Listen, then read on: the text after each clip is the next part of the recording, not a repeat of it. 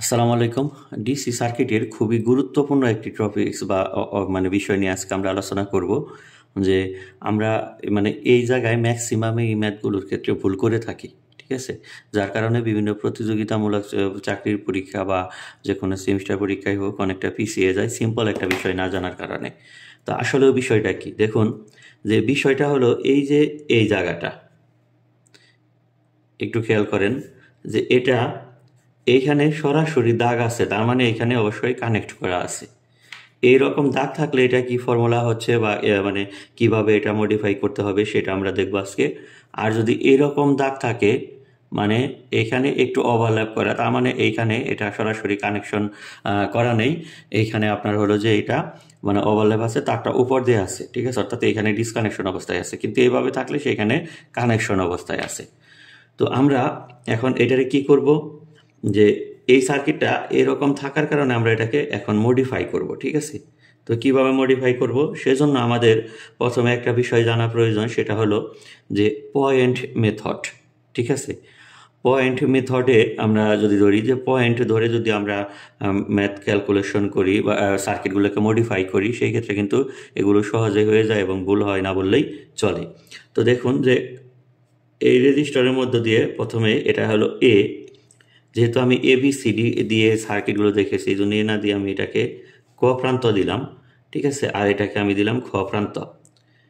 এখন একটা বিষয় খেয়াল করতে হবে যে কারেন্ট শর্ট পথ দিয়ে সবসময় যাবে, তার মানে এই খ প্রান্ত যেটা শর্ট রাস্তার মধ্যে পয়েন্ট মেথডে সবসময় শর্ট রাস্তাটা ওই পয়েন্টের আওতায় থাকে, তার মানে এইখানে এটা খ, ঠিক আছে। এইখানে এসে যেহেতু এখানে শর্ট আছে তার মানে এটা এইখানে খ, এইখানে এসে এটা খ, এই প্রান্তটাও খ, ঠিক আছে। এখন কথা হলো যদি কোনো রেজিস্টর একই পয়েন্টের মধ্যে থাকে তাহলে সেই রেজিস্টরগুলো বাদ যাবে, এটা পয়েন্ট মেথডের আরেকটা শর্ত।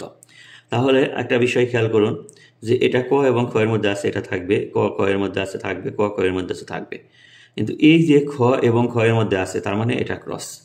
এবং এইখানে দেখুন ক্ষয় এবং ক্ষয়ের মধ্যে আছে, অর্থাৎ একই পয়েন্টের মধ্যবর্তী যে রেজিস্টরগুলো আছে এটা বাদ যাবে, এটা বাদ যাবে। তার মানে শুধু আমাদের কি থাকতেছে দেখুন যে এটা হলো এ রেজিস্টর, তো আর এইখানে আমরা এই দাগটা দিয়ে দিলাম। এখন এই যে পদ থেকে খ, এই রেজিস্টরটা আমরা এখানে দিয়ে দিব বি, বিটা আমাদের থাকলো।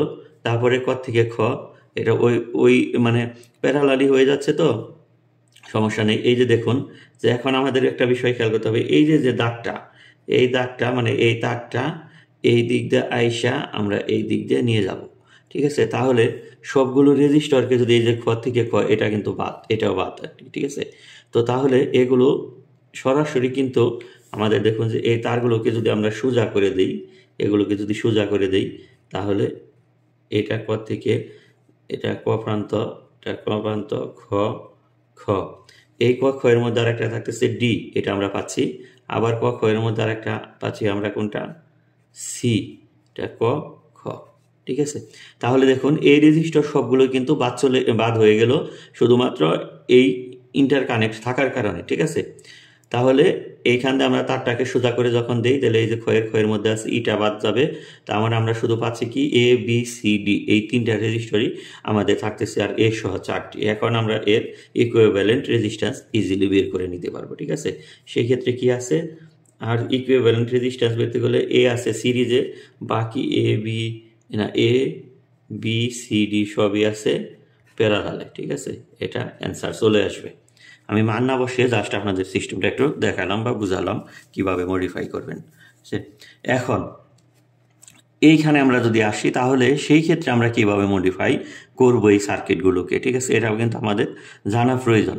তো এই জন্য আমরা এই পয়েন্ট মেথডটাই, কারণ যেহেতু এইখানে উল্টাপাল্টা মনে হচ্ছে আমরা সহজে এটাকে সলিউশন করতে পারবো না, যার কারণে আমরা এইখানেও এই পয়েন্ট মেথডটাই অ্যাপ্লাই করব। এই জন্য আমরা এটাকে ক প্রান্ত ধরলাম, এটাকে খ প্রান্ত ধরলাম, এটাকে ধরলাম ঘ প্রান্ত। এখন আমরা এটাকে যদি সাজিয়ে নেই তাহলে আমরা কিভাবে সাজাবো একটু দেখি। যে প্রথমে আমরা এই এ রেজিস্টরটি রাখলাম, তারপরে আমাদের এইখানে আছে এই ঘ প্রান্ত, ঠিক আছে। তাইলে ঘ প্রান্ত যদি হয় আমাদের দেখুন এইখানে একটা খেয়াল করতে হবে, ক থেকে ক্ষয়ের কিন্তু একটা প্রান্ত আছে, ঠিক আছে। এটার ঘ প্রান্ত, ঘ থেকে কয়ের প্রান্ত আছে, খ থেকে আবার গয়ের প্রান্ত আছে, ঠিক আছে। তার মানে আমরা দেখুন যে এখন এই ক থেকে ঘ এটা আমরা আগে দেই বি, এই যে ঘয়ের প্রান্ত এগুলো সব যেহেতু শর্ট রাস্তা, এটা হলো কয়ের প্রান্ত, ঠিক আছে। বি দিলাম, বি দেওয়ার পরে দেখুন আরও রেজিস্টার আছে এখানে, এই যে এগুলো কিন্তু তার উল্টাপাল্টা হলে কোনো বিষয়ই না, এগুলোকে দাগ আমরা মনে করলে এইখানে লাগানো আছে, এই দুটাকে যদি আমরা টুইস্ট করে একত্রে দিই তাহলে কোনো সমস্যা নেই, এবং এটা ঘুরিয়ে যদি আমি এই কোণা দিই বা এই সোজাসুজি দিই তাহলেও সমস্যা নেই, এটা কিন্তু আমাদের বুঝতে হবে, ঠিক আছে। তো জাস্ট মাঝখানে যেহেতু এইভাবে কোনো রেজিস্টার নেই, ঠিক আছে, এইভাবে কোনো সমস্যাই নেই, ঠিক আছে।